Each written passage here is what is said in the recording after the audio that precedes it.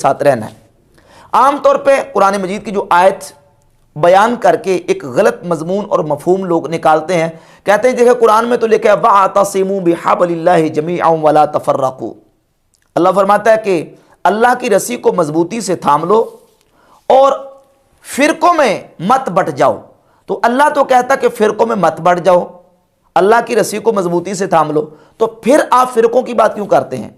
تو بھائی رسول اللہ صلی اللہ علیہ وسلم نے یہ بھی تو بیان فرمایا ہے نا کہ امت میں یہ ہوگا، تو ساتھ یہ بیان کر کے کہ امت میں اس طرح کا افتراق ہوگا، یہ نہیں کہا کہ تم نے ان 73 کے 73 میں سے کسی کا ساتھ نہیں دینا، بلکہ یہ بیان کر دیا کہ تم نے ان 73 میں سے جو 72 ان کو چھوڑ دینا ہے اور جو 73واں جو جماعت ہے مسلمانوں کی اس جماعت کا ساتھ دینا ہے۔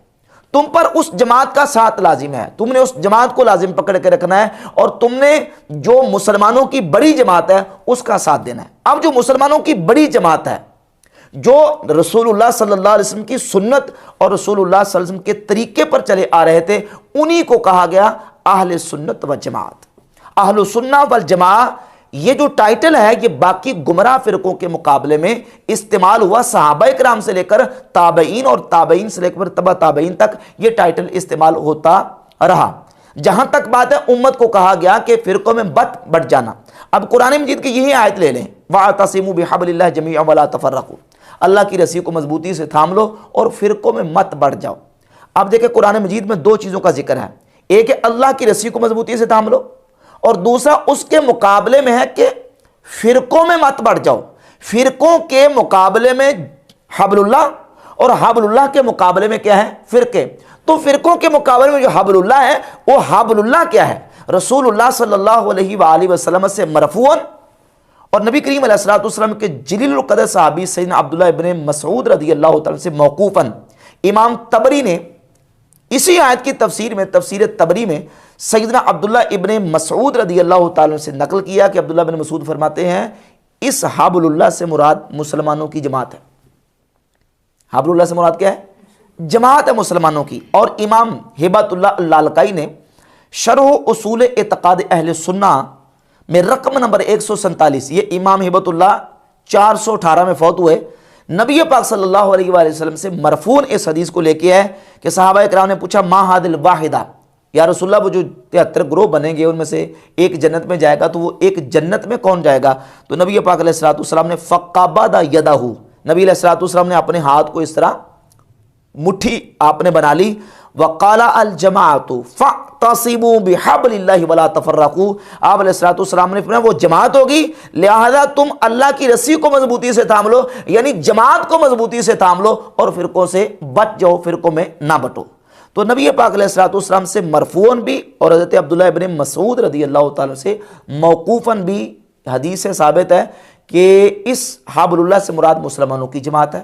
ید اللہ علی الجماعہ جامع ترمذی حدیث نمبر 2166 ہے کہ اللہ کا ہاتھ جماعت پر ہے، اور نبی علیہ الصلوۃ والسلام نے یہ بھی فرمایا کہ علیکم بالجماعہ ایاکم الفرقہ، تم پر جماعت کا دامن تھامنا لازم ہے اور فرقوں سے بچنا لازم ہے۔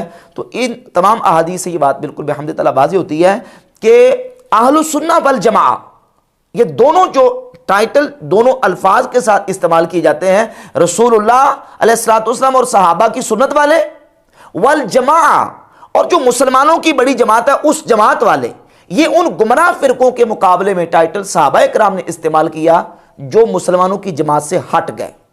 مثلا قدریہ جنہوں نے کلمہ پڑھنے کے باوجود، اپنے آپ کو مسلمان کہنے کے باوجود، قرآن مجید کی تلاوت کرنے کے باوجود تقدیر کا انکار کر دیا۔ خوارج جن کی نشانی اور علامت رسول اللہ صلی اللہ علیہ وسلم نے بیان فرمائی، صحیح بخاری میں 6930 31 32 33 اور صحیح مسلم میں 2449 سے لے کر 70 تک یہ تمام احادیث ہیں۔ رسول پاک علیہ الصلوۃ والسلام نے فرمایا کہ خوارج جب نکلیں گے یقرؤون القرآن، وہ قرآن پڑھیں گے، لا یجاوز حناجرہم، قرآن ان کے حلق سے نیچے نہیں جائے گا۔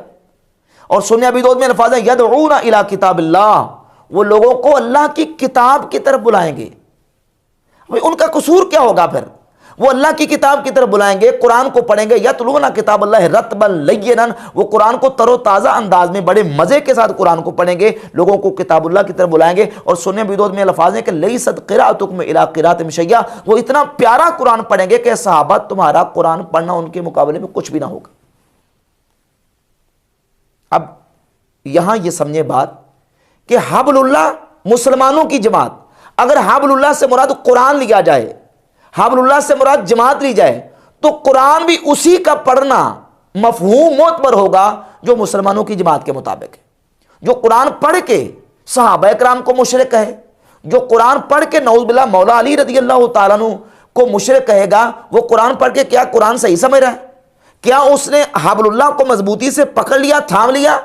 پڑھ تو وہ قرآن رہا ہے۔ خوارج نے مولا علی کو نعوذ باللہ تعالیٰ جب کافر اور شرک کے ان پر فتوے لگایا نعوذ باللہ، تو وہ کیا کرتے تھے؟ وہ گرنتھ وید پڑھتے تھے، قرآن ہی پڑھتے تھے۔